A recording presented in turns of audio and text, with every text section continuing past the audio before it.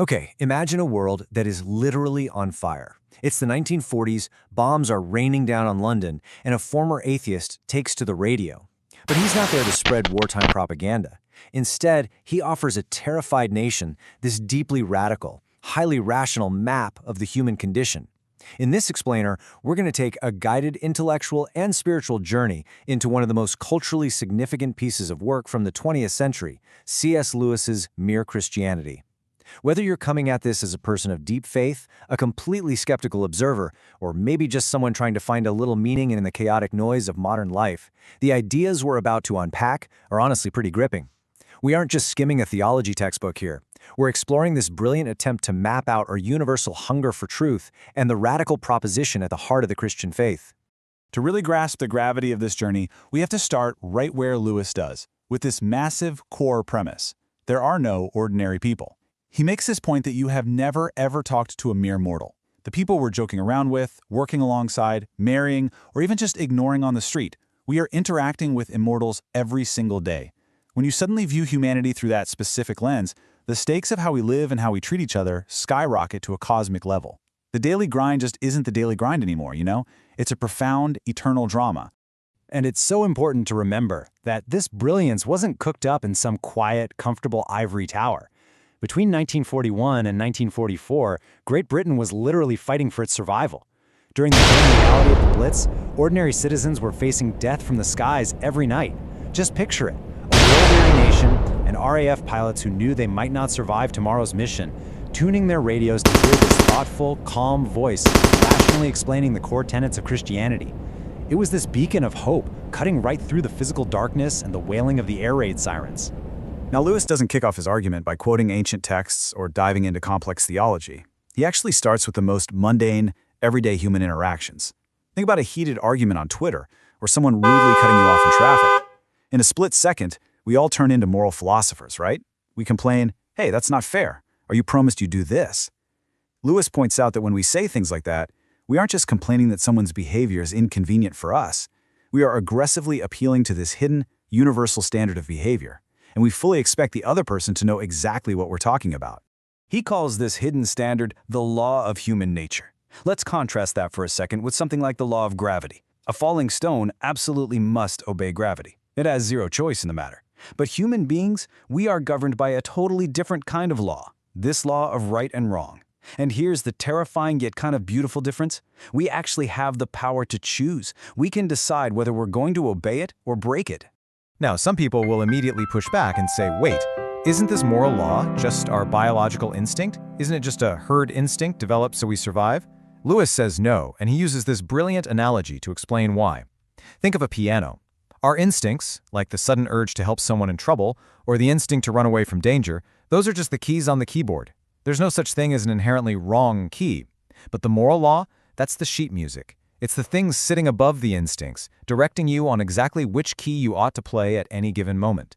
It judges between our competing instincts. Which brings us to a really devastating simple observation about the human race. We all universally recognize the standard of decent behavior, and we constantly, spectacularly fail to live up to it. And what do we do the second we fail? We invent endless excuses. Oh, I was just tired. I was hungry. They provoked me. The sheer amount of energy we spend justifying our bad behavior or constructing these perfectly curated performative moral identities online just proves how deeply we believe in this law. We literally can't bear the reality that we're breaking it. So this begs the question. If there is a real moral law out there that we definitely didn't invent, what exactly lies behind it? If the universe is just some random, meaningless accident of colliding atoms, then this feeling of morality is just a bizarre evolutionary illusion. But if it's real, tangible pressure bearing down on us, we have to look behind the curtain of the observable universe. We were essentially looking for the architect. Lewis starts gathering clues about this somebody behind the law. When we look at the universe, it's undeniably beautiful, but it's also terrifyingly dangerous. So whoever created it is an artist, for sure, but a merciless one. However, the moral law gives us a piece of inside information. It tells us that this power intensely detests things like greed, trickery, and exploitation. It's a power that is hard as nails. It demands straight, honest conduct. This isn't some soft, indulgent grandfather figure in the sky. It is an absolute, uncompromising goodness that honestly kind of shocks us when we realize just how far short we fall from it. Following this rational progression inevitably led Lewis to the claims of Jesus Christ, which brings us to his famously debated trilemma. Modern people love to use this out. I'll gladly accept Jesus as a great moral teacher, but not his crazy claim to be God. Lewis argues that is the one thing you logically cannot say. Think about it. A man who went around claiming to forgive people's sins and claiming to actually be God leaves us with only three real options. Either he was completely delusional and insane, a lunatic. He was a manipulative, deliberate deceiver, a liar. Or he was exactly who he said he was, Lord. Lewis is saying he simply did not leave great human teacher on the table as an option. All right, so with the massive stakes of Jesus' identity established, Lewis pivots to the core of the human disease. Why do we violently reject this moral law? Why is the world outside, and frankly our own internal lives, filled with so much friction and suffering? He points to one ultimate, devastating root cause. He calls it the great sin, pride. And he makes this fascinating, almost shocking distinction here. Our everyday vices, having a bad temper, being greedy, or being a coward, those actually just come from our animal nature. Lewis says that compared to pride, those are mere flea bites. Pride comes directly from hell. It is a purely spiritual corruption.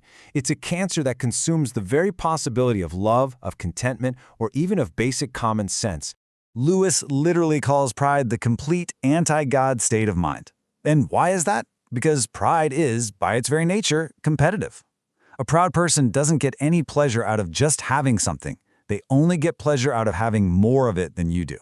It's about being richer, cleverer, or better looking than the next guy. If everyone else magically became equally wealthy tomorrow, the proud person would suddenly have nothing to be proud of. It's this constant, exhausting comparison that feeds the ego, which sounds an awful lot like the endless curation of our modern social media status, doesn't it? It creates ultimate enmity between humans and ultimately between humanity and God. And here is where Lewis issues a terrifying warning, and it's aimed right at the deeply religious or the highly moral among us. He asks, are you worshiping an imaginary God? Because pride is so sneaky, it smuggles itself right into the center of our moral posturing. If your beliefs make you feel vastly superior to ordinary people, if you're just paying a pennyworth of imaginary humility to God so you can cash in a pound's worth of pride toward your fellow humans, you are caught in a deadly trap. You aren't actually worshiping God anymore. You're just worshiping your own reflection. So how in the world do we escape this? This is where we hit Christianity's most radical proposition. Lewis argues that the end goal isn't just mere moral improvement. It's not just about taking bad people and teaching them how to be nice. No, it is about the agonizing yet absolutely glorious process of making new men. To really break this down, Lewis gives us a brilliant thought experiment. He contrasts two hypothetical people. First, there's Dick, who is just naturally nice. He was born with great genetics, a wealthy, stable background, and a sunny disposition. Then there's Miss Bates, who is naturally nasty, prickly, and super difficult to be around because she had a terrible, traumatic upbringing. Society looks at Dick and instantly assumes he must be closer to God. But Lewis says, wait a minute, God doesn't just want our natural biological niceness, he demands the total surrender of the will. He wants the actual core of who we are. Because, think about it, niceness is essentially just a biological gift of nature, exactly like having good eyesight or good digestion.